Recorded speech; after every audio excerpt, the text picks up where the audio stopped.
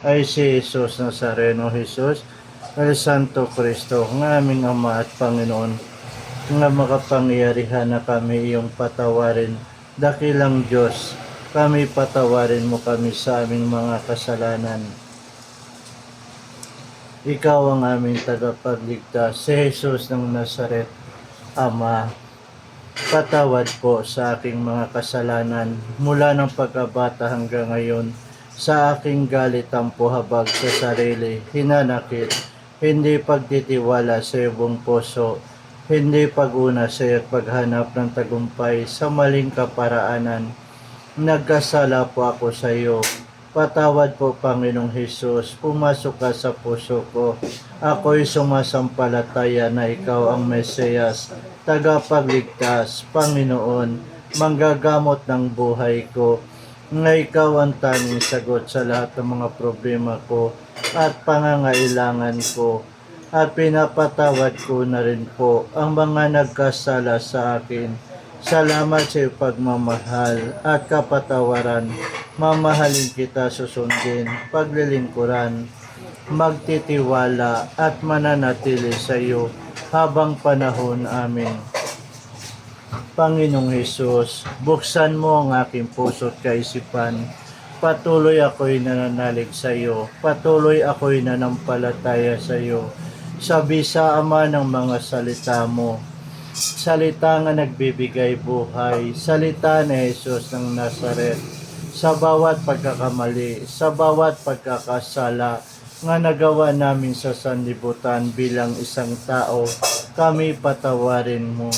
Alisin mo, Panginoong Hesus, ang tabing sa aming puso at kaisipan, sa aming mga paningin, ang tabing ng pagkakasala, para magkaroon, Ama, ng kalinisan ang puso namin at kaisipan, para magpatawad, para magpakumbaba at humingi ng tawad sa banal mong pangalan at sa aming kapwa, sa bawat pagkakasala namin nga nagawa sa banal mong pangalan.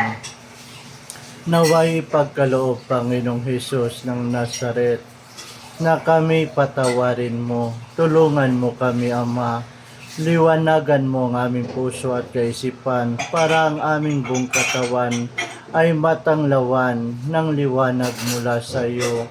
Para amang banal, huwag kami matisod at huwag kami madapa at huwag naman kami magkasala. Ikaw si Jesus Nazareno, ikaw ay si Jesus na nagkatawang tao. Nagtiis ka, Panginoong Hesus, ng maraming hirap at sakit dahil sa pagmamahal mo sa tao. Tulungan mo kami, Ama, huwag mo kami pababayaan sa sanlibutan. Pagharian mo ang aming puso at kaisipan, dahil ikaw si Jesus Nazareno, ikaw si Jesus El Santo Cristo. Hinuli ka ng mga salarin, ikaw ang hinuli. Dinuraan at nilapastanganan ang banal mong katawan, at ang buong mong katawan ay niyurakan ng mga taong tampalasan, hinamak ng mga tao sa sanlibutan ang banal mong katawan. Ikaw amang banal ay hinubaran at tinali sa haliging bato, hinagupit ang buong mong katawan, natadtad ng dugo at tigmak ng dugo ang buong mong katawan. Hindi pa nasyahan ng tao, pinapasan sa iyong kanan balikat ang krus nga napakabigat, ang krus ng aming mga kasalanan, ang krus ng bawat suliranin sa buhay. Ngunit, Panginoong Hesus, habang ikay lumalakad, Ama, pagdating mo sa bundok ng Golgota sa Kalbari, pinahiga ang krus, ipinako ang banal mong katawan, at ang banal mong katawan, Amang, mga kamay mo, pinakuan ng matutulis na pako. Itinaas ang krus, kasama ang banal mong katawan at binagsak, at naalog ang buong mong katawan. Doon mo isinabi, Panginoong Hesus, kapag maitaas ang anak ng tao dito sa ibabaw ng lupa, ikaw ang luluhuran at titingalain. Ikaw, Panginoong Hesus, ang sumisiyasat sa bawat puso at kaisipan ng tao. Ikaw nakakaalam, Ama, anuman ang nasa puso at kaisipan ng bawat tao sa sanlibutan. Ngunit ang aking dalangin, nga ako'y humihingi sa iyo ng kapatawaran sa bawat pagkakasala, sa bawat pagkakamali ko. Tulungan mo kami, Ama, sa tamang daan, patungo, Ama, sa buhay na walang hanggan, para magkamit din kami, Ama, ng buhay mula sa banal mong pangalan. Ikaw si Jesus Nazareno, ikaw si Jesus, El Santo Cristo, ng aming Ama at Panginoon, nga makapangyarihan. Ikaw ay si Jesus, nga aming tagapagligtas.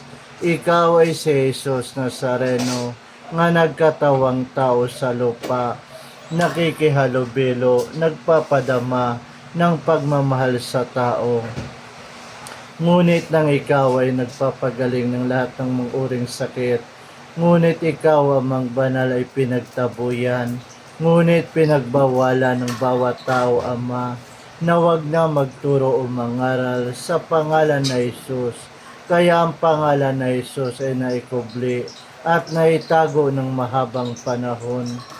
Dahil si Pedro at Juan, sila ay nagpagaling, Ama, ng isang lumpo nga nakaupo amang banal sa pintuan ng bahay panalanginan. Ngunit Panginoong Jesus, pinagbawalan ang mga hinirang nga sa anong paraan at sa anong pangalan ng taong ito ay nakalakad na walang sakit. Subalit, Panginoong Jesus, kaya ikaw, Ama, ay pinagbawalan na wag na magturo o mangaral sa pangalan na Jesus. Panginoong Jesus, kami ang mga tinubos mo ng banal mong katawan at banal mong dugo. Ngunit tulungan mo kami nga wag mapahamak sa sanlibutan. Ikaw ang tanging Diyos at nag-iisang Diyos na aming pinaglilingkuran. Pinupuri ka namin sinasamba sa ngalan ng Ama, Anak at ng Diyos Espiritu Santo. Amen.